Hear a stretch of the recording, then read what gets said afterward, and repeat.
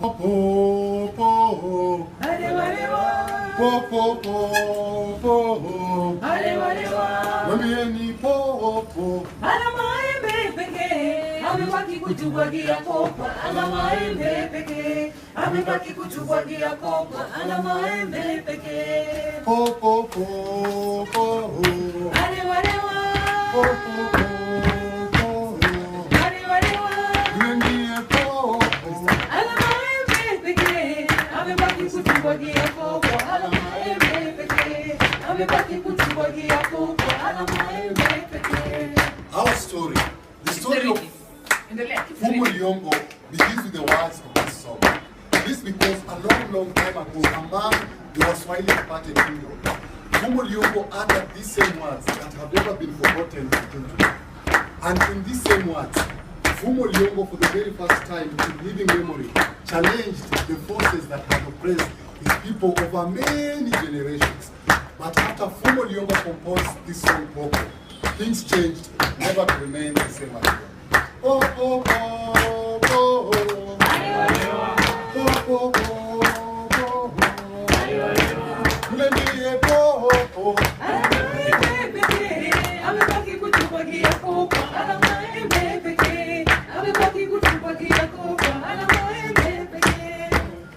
But who was Fumo Liyongo, eh? You can hear. Fumo Liyongo was born a prince in the house of rulers among the coastal people of Pate Kingdom. It was during those forgotten times when even the Arabs and the white people had never ever set their feet at the coast.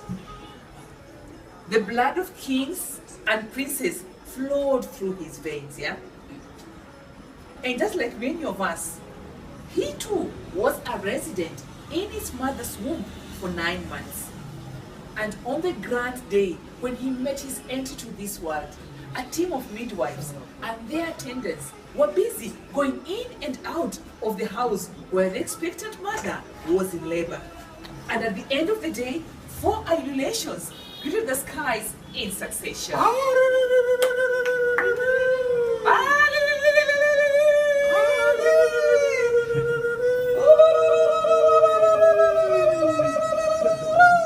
A baby boy had been born. Hongera. Hongera mwanangu we. Hongera. Na mimi hongere we. Hongera. Hongera mwanangu we. Hongera. Na mimi hongere we. Hongera. Mama uchungu. Hongera mwanangu haya. Hongera mwanangu tumbala hongere na umamno we. Haya. Ina umamno we. Haya. Tumbala hongere we. Haya. Ina umamno we. Haya. Mama uchungu.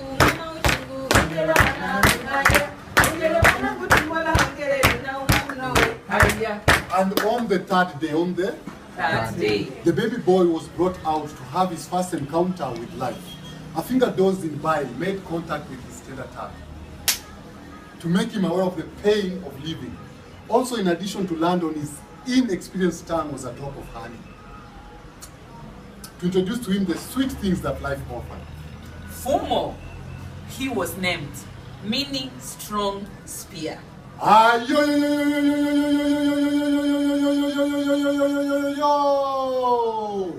Ayo! His eyes glowed as if daring the whole world for a challenge. They looked at him again and named him Liyongo, the brave vanquisher the world is going to be challenged to. Ayo! Ayo! Fumo Liyongo grew up into a giant of a man, standing over 8 feet tall, with the strength of a fully grown male buffalo, and the energies contained within his bulging muscles could only be equaled with the sharpness of his mind. In the field of target shooting, Fumo Liyongo never missed anything that was placed half a mile away with his arrows. What about athletic races? Fumo Liyongo could only be rivaled by the wind, because whenever he confronted his competitors, Fumo Liyongo will lead them to run fast, raise dust, pant their hearts out. But whenever they were just about to reach the finishing line, Fumo Liyongo would blast like thunder and lightning through the tape, beating them all. In war and combat, 1,000 men never faced Fumo Liyongo in a fight and lived to tell the story. His arms always held 9 spears, which he released at once. And never ever would his spears miss a target. Whenever he released the numerous arrows, they descended to the enemies like rain, sending them to death like trapped insects. Well, he was born during the reign of King Daudi Murigwari, who oppressed his people with tyranny. But after Fumo Liyongo composed the song Popo, things changed, never to be the same again. Eh? One day, the warriors were returning home after a triumphant defeat. Yeah? All of them were singing praise songs about their lead warrior, who was none other but Fumo Liyongo. Fumo, Fumo, Liyongo. Fumo, Fumo, Liyongo. Fumo, mwana wa mama. Liyongo. Ah,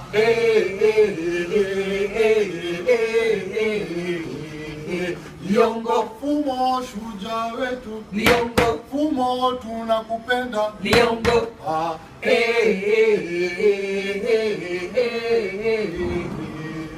Liyongo. This song was how Fumo Liyongo had performed brilliantly on the battlefield. He had held the heads of 2 enemy warriors and squeezed them so hard that they got shattered like 2 little pots. A ululation greeted them from far as they made an advancement to the birthplace and home of Fumo Liyongo. Fumo, shujaa wetu. Liyongo. Can you like this? Fumo, bingwa wetu. Liyongo. Fumo, mwana wa mama. Liyongo. Ah,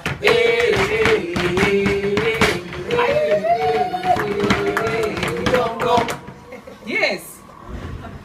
Basi mbwembwe zote tena simeisha. Hamna, endelea. Hey, basi mbwembwe, vifijo, vikialika pale pate Mfalme hakuwa na raha kama viongozi wetu wengi, hata yeye hakumtaka mtu mwingine awe maarufu kumliko. Lakini wapi? Sifa za Fumo Liyongo zilienea kama upepo ukukosa mipaka hadi mfalme wa Wagala akaomba kumwona huyu Fumo, si ndio? Basi Fumo alifungua safari kwenda kule kwa Wagala, safari ambayo ingechukua mwanamume wa kawaida siku 4, lakini Fumo Liyongo alitumia muda siku 1 tu. Mwendo wa saa 6 mchana alikuwa kwenye lango la Wagala. Lakini Fumo Liyongo hakuwa mtu wa kuingia mjini hivi kama mwizi. Alinyosha mkono wake mkobani na kutoa pembe ya ng'ombe, akaiweka midomoni mwake na kuipuliza.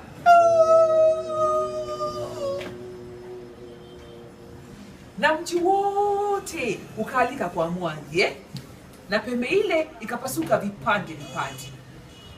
Tena akatoa pembe ya kongoni, akajaza mapafu yake kwa hewa tosha, akaiweka ile pembe midomoni mwake na kuipuliza. Na mji wote ukatetemeka, na ile pembe ilivunjika vipande sawia na mchanga. Alikuwa bado hajamaliza. Wakati huu akatoa pembe ya nyati, akayajaza mapafu yake kwa hewa tosha, akaiweka mdomoni mwake na kupuliza. Alisababisha kimbunga na tufani iliyofagia mji mzima. Wapiganaji wengine wa Kipate walikimbilia mafichoni na hawajaionekana hadi wa leo. Na ile pembe ya nyati iliyeyuka na kuwa moshi. Aha, hiyo ndio iliyokuwa njia ya Fumo Liyongo kutangaza kwamba amewasili mjini.